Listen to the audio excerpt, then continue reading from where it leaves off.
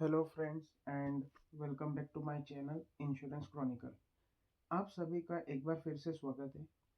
दोस्तों, last video में हमने डिटेल में डिस्कस किया था रिस्क मैनेजमेंट और रिस्क कंट्रोल, और उसे पिछली वीडियो में हमने कवर किया था what is risk, pure risk, speculative risk, जिसमें मैंने आपको रोहन और अभिषेक की स्टोरीज से कॉन्सेप्ट क्रिस्टल भी क्लियर करवाए थे।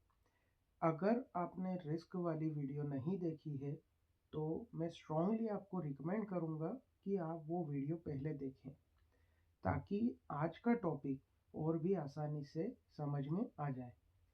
क्योंकि आज का टॉपिक जो है वो डायरेक्टली कनेक्शन रखता है रिस्क के बेसिक से। आज हम डिस्कस करने वाले हैं what is peril, what is hazard and relationship between peril and hazard and risk. ये तीनों टॉपिक्स इंश्योरेंस के फाउंडेशन पिलर्स हैं। तो चलिए बिना टाइम वेस्ट किए शुरू करते हैं। What is peril?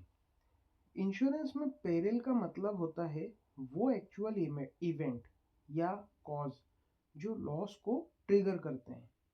सिंपल शब्दों में, पेरिल वो होता है जिसकी वजह से लॉस होता है। इसे हम समझते हैं एन इवेंट और इंसिडेंट दैट में cause a loss is called a peril. Simple शब्दों में, पेरिल वो होता है जिसकी वजह से लॉस होता है। अगर फायर लगी तो फायर इज द पेरिल। अगर चोरी हुई तो थेफ्ट इज द पेरिल। घर में वाटर लीकेज हुआ है तो flood is the peril. Car accident अगर होता है तो accident is the peril. So peril is equals to loss का डायरेक्ट रीजन। आई होप आप सभी को समझ में आया होगा। चलिए इसे एक हम स्टोरी से समझते हैं। पुणे में रीमा नाम की एक लड़की रहती थी जो अपने घर में न्यू सोफा लगवा रही थी। अब न्यू सोफा लगवाने के लिए उसने इलेक्ट्रिक ड्रिल यूज करना पड़ी। अब इलेक्ट्रिक ड्रिल से क्या हुआ कि इलेक्ट्रिक ड्रिल की वायरिंग जो थी वो पुरानी थी।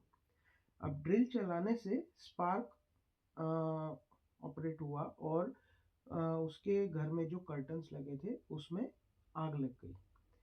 अब आग लगने के कारण क्या हुआ है कि पूरा लिविंग रूम जो है उसका स्मोकी हो गया है और जल गया है, और उसके घर में बहुत सारा डैमेज हुआ है फायर के कारण। अब इसमें लॉस किस वजह से हुआ है? तो स्पार्क से आग लगी।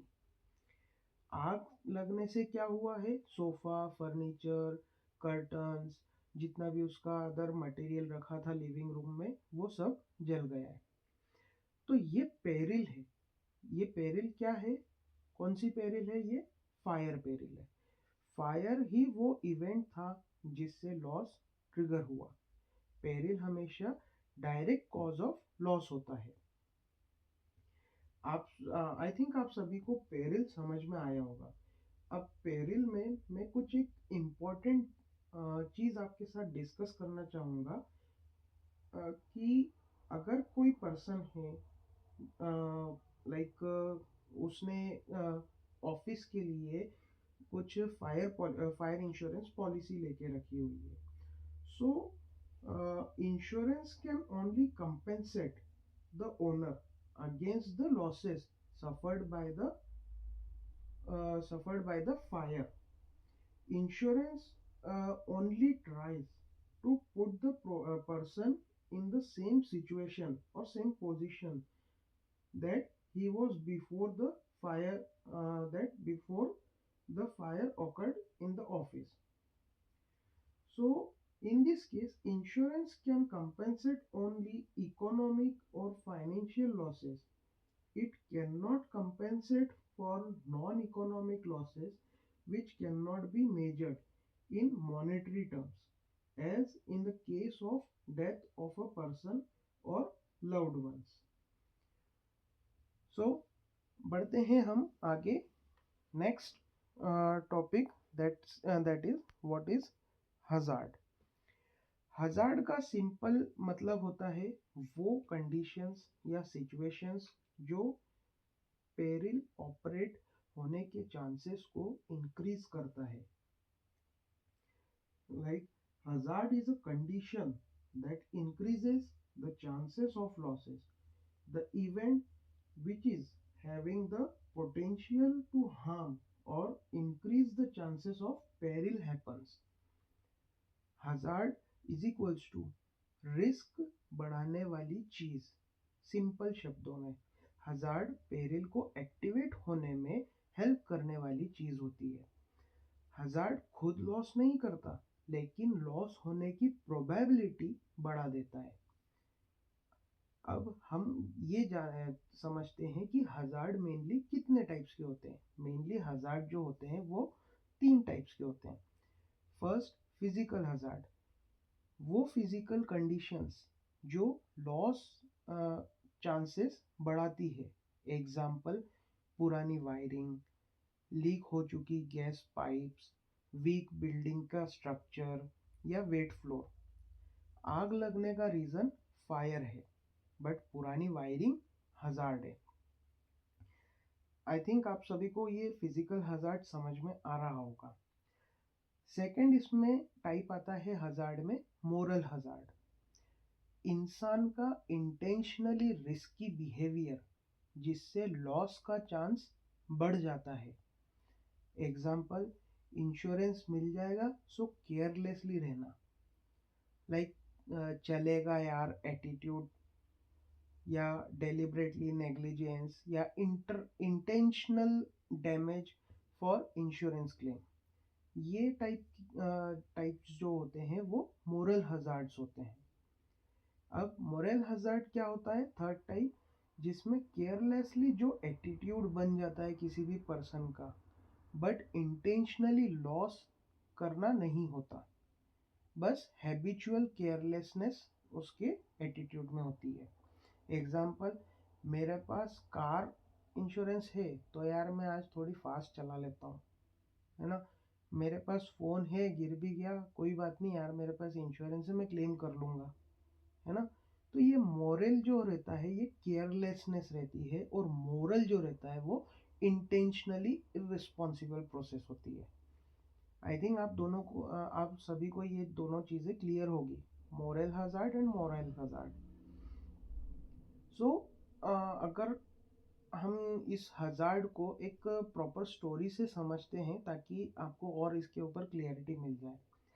अभी इसकी स्टोरी के लिए अब मैं रीमा को लाना चाहता हूँ. अभी रीमा की एक स्टोरी याद है, जैसे कि उसकी घर की वायरिंग जो थी वो पुरानी थी. अभी हमने लास्ट टाइम जो एग्जाम्पल डिस्कस किया था कि रीमा उसके घर में फर्नीचर चेंज कर रही है, तो उसी एग्जाम्पल को हम कनेक्ट करते हैं कि रीमा जो है उसकी घर की वायरिंग जो है वो चेंज कर रही है, फर्नीचर चेंज कर रही है. तो उसकी घर की जो वायरिंग है वो पुरानी थी, तो उसे हम क्या कंसिडर करेंगे? Physical hazard.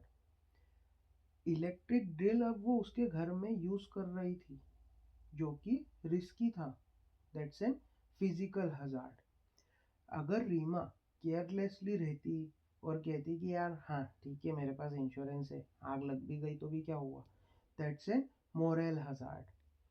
अगर रीमा इंटेंशनली चीज़ों को इग्नोर करती है कि हाँ वायरिंग पुरानी है, अरे कोई दिक्कत नहीं चलता है, ठीक है, that's an moral hazard.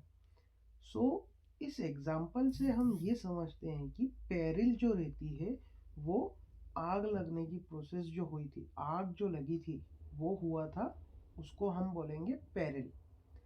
Hazard किसको बोलेंगे? वो चीज़ें जिन्होंने आग लगने के चांसेस बढ़ाए, जैसे कि पुरानी वायरिंग या रीमा का केयरलेस होना. ये चीज़ें जो थी वो हजार्ड के फॉर्म में हम इसे कंसिडर करेंगे.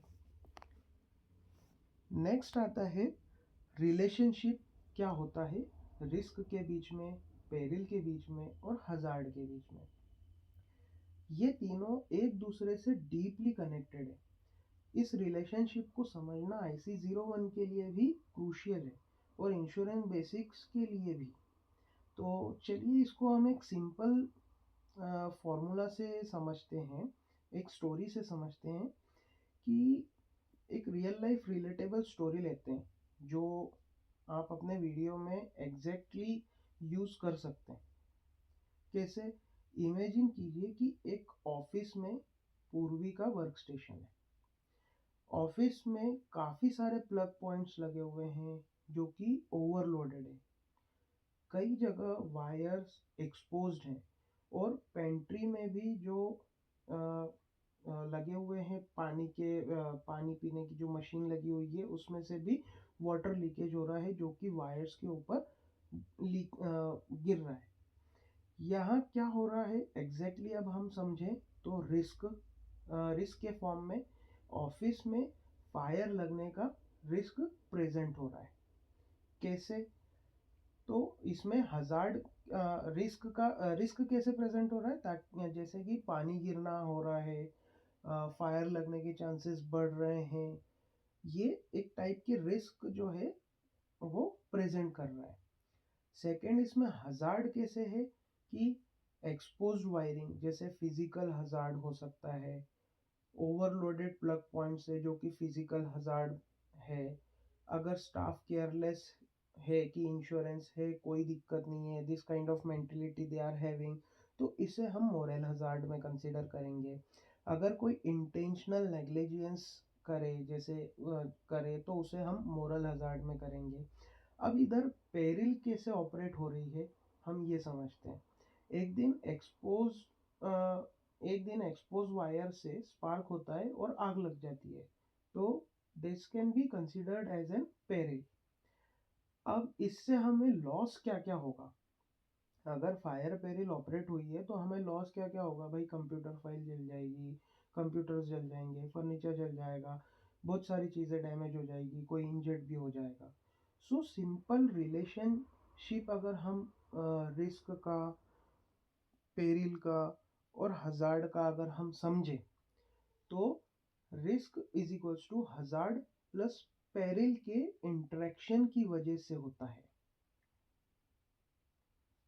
सो आई होप दोस्तों आप सभी को पेरिल, हजार्ड और इनका रिस्क से कनेक्शन क्लियरली समझ में आया होगा। रिस्क वाला वीडियो अगर आपने अभी तक नहीं देखा हो तो ज़रूर देख लीजिएगा, क्योंकि पेरिल और हजार्ड डायरेक्टली रिस्क से कनेक्टेड होते हैं।